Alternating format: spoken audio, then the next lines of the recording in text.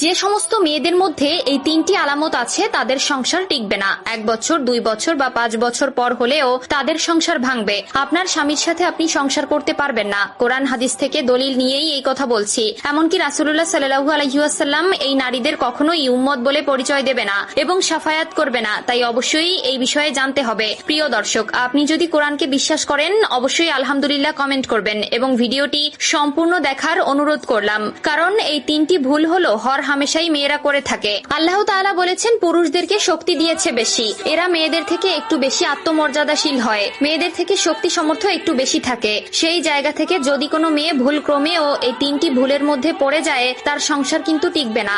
Divorce এখন একটি ফ্যাশনে পরিণত হয়েছে। যেই বৈঠকে বিয়ে সেই বৈঠকে ডিভোর্স দিতে তাদের অন্তরে বাঁধে না। অনেক নারীদের তো বিয়ে একটা ব্যবসা মাত্র। বেশি কথা না বলে আপনাদের জানিয়ে দিব নারীদের কোন তিনটি ভুল তার সংসার ভাঙার মূল কারিগর। 1 নম্বরে হচ্ছে অতিরিক্ত জেদ। প্রিয় দর্শক, অবশ্যই আপনারা মিলিয়ে নিবেন প্রত্যেকটি ডিভোর্সের পেছনে একটি সমস্যা থাকে। নারীদের অতিরিক্ত জেদের কারণে 10টি সংসারের মধ্যে 9টি সংসার ভেঙে যায়। অতিরিক্ত জেদ যে সকল মেয়েদের আছে ওই সকল মেয়েদের সংসার সহজে টিকবে না। আপনারা সমীকরণ মিলালে দেখতে পারবেন আগের সময়ে সংসার কখনোই ভাঙতো না। তারা ডিভোর্সকে জঘন্য বলে মনে করত। মোহরানার জন্য আজকাল বিয়ে ও ডিভোর্স ব্যবসায় পরিণত হয়েছে। সুতরাং সাবধান, অতিরিক্ত জেদ মেয়েদের জন্য ভালো কিছু নয়। 2 নম্বরে যে ভুলটি মেয়েরা সবসময় করে থাকে সেটি হলো স্বামীর সাথে তর্ক করা। পুরুষ কখনো তর্ক পছন্দ করে না। তারা চায় তারা যা বলবে তাদের স্ত্রী সেটাই শুনবে, তারা যেভাবে চালাবে সেভাবেই চলতে হবে। যদি কোনো মেয়ে স্বামীর সাথে তর্ক করে বেড়ায় বুঝতে হবে ওই মেয়ের সংসার কখনোই টিকবে না। আম্মাজান আয়েশা রাদিয়াল্লাহু তাআলা আনহু বিশ্বনবীর ব্যাপারে বলেছেন, রাসূলুল্লাহ সাল্লাল্লাহু আলাইহি ওয়াসাল্লামের কখন কি প্রয়োজন হতো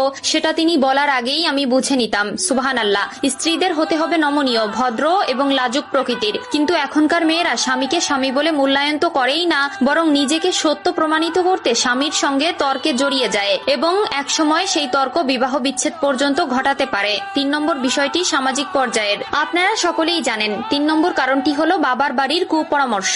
একটা মেয়ের জন্য বিয়ের পর সবথেকে বড় আপন হলো নিজের স্বামী, এরপরে আপনার বাবা মা। বিয়ের আগে আপনার বাবা মা আপনার সবথেকে আপন ছিল, সেটা সত্যি। কিন্তু বিয়ের পরে আপনার স্বামী আপনার পরিবারের আগে সবথেকে বেশি প্রায়োরিটি পাওয়ার যোগ্য।